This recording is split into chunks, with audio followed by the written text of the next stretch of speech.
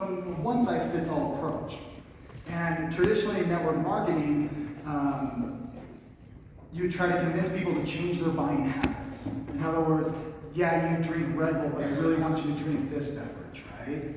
What we have done that's different is we have gone to the manufacturing side of things. See, every one of the bottles that you guys drink comes from somewhere.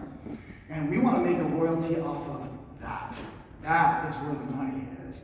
And so we have started to create strategic partnerships with a lot of these bottling distribution centers.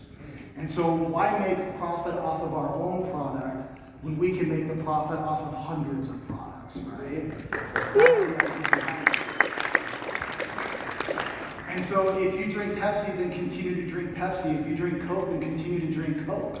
Let us on the background get these royalties in place so that we're not changing anybody's buying habits. We're not changing anybody's, choice in what they're doing every day, but we can still capitalize on that through our strategic partnerships. Now, BEV, right now, one of the unique things about it is it also provides us with an opportunity for brand awareness. And so, I'm going to hand me that.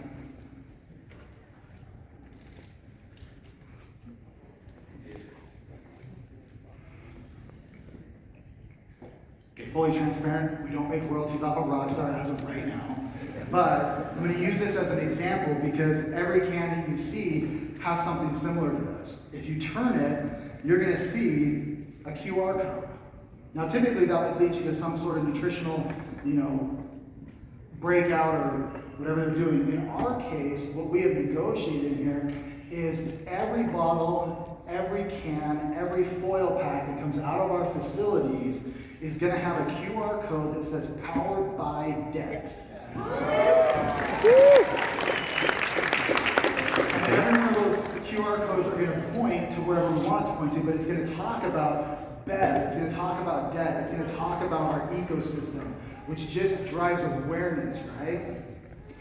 So currently these facilities, between bottles, cans, and foil packs, produce 16 million units a month. 16 million units are then distributed through companies that every one of us shop at every day. Companies like Target, companies like Kroger, 7-Eleven, Phillips will be carrying Deadbox products. Now that gives you guys the ability, from a promotional standpoint. I mean, think about how cool it would be to make videos of you guys walking into 7-Eleven, opening up the fridge, pulling this out, and boom, here's a Deadbox presentation. Wow. Brand awareness. Okay?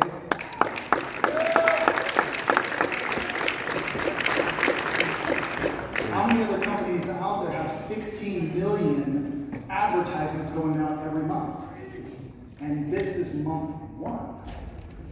We already have $32 million worth of contracts lined up for 2023. We are just getting started.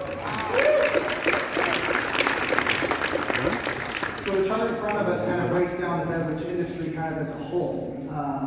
It's amazing how big this industry is. It's bigger than some commodities. I mean, and the interesting thing about it is how many people in the room bought a 55-gallon drum of oil last year? You guys don't. Truthfully, how many of you guys, bought a kilo of gold? Not many. How many of you guys bought a drink? We're taking advantage of the market. We're listening to the people. We're giving them what they want. We want to make royalties off of things that people consume on a daily basis. That's what creates residual income. So every year, 1.23 billion beverages are purchased around the world. Debt is revolutionizing this $1.8 trillion a year.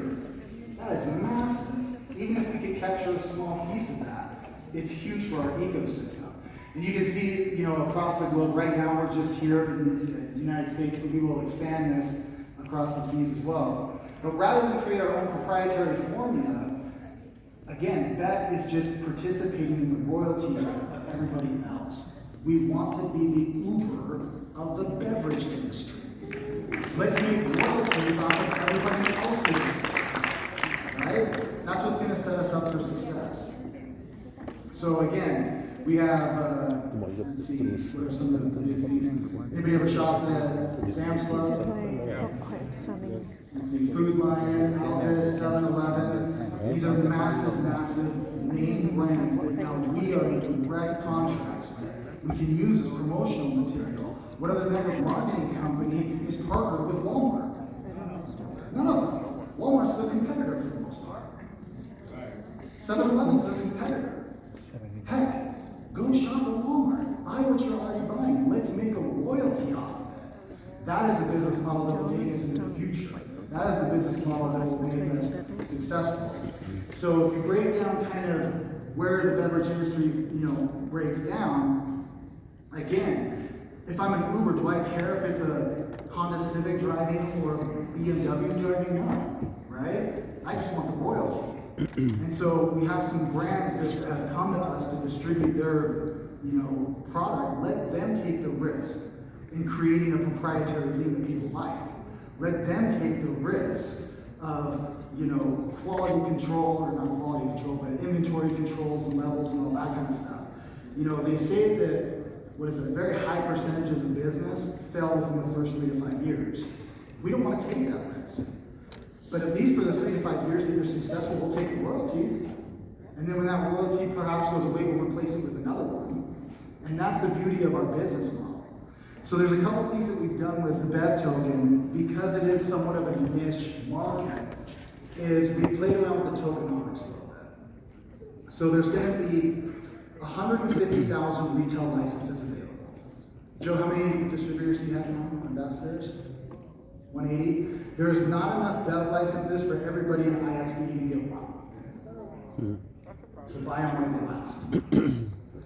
But each BEV license that's activated, 50,000 token will be deposited in the AGI pool for a total of 15 billion.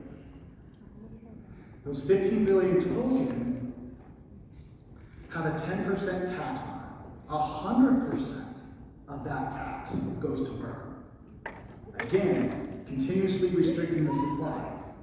But then the other thing that we did, which we haven't done on any other project, this is kind of our pilot program, is rather than doing an annual halving, we are doing a quarterly quartering.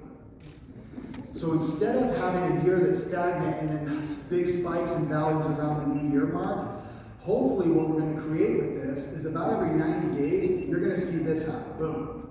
And then this happen, boom. And then this happen, boom. Because if your miner is on, it will never be as profitable as it was yesterday. Because you know that 90 days from now, it's going to be cut by a quarter. And then 90 days from now, it's going to be cut by a quarter. And that is going to completely add to this squeezing of supply out of the marketplace.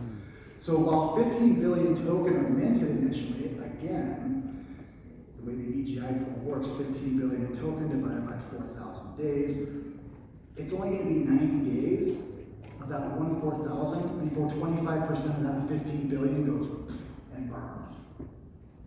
90 days later, the remainder of that 25% will go. The remainder of that, 90 days later, so 15 billion token will never hit the open market. Less than probably 10% of that will ever hit the open market. And it will continue to just sit here and squeeze and squeeze and squeeze and squeeze, providing a really good opportunity for those that are long-term holders, right? Because that should increase in value every step of the way. So I'm going to bring Jason up here now because he's really excited about this project too. Come on up, Jason.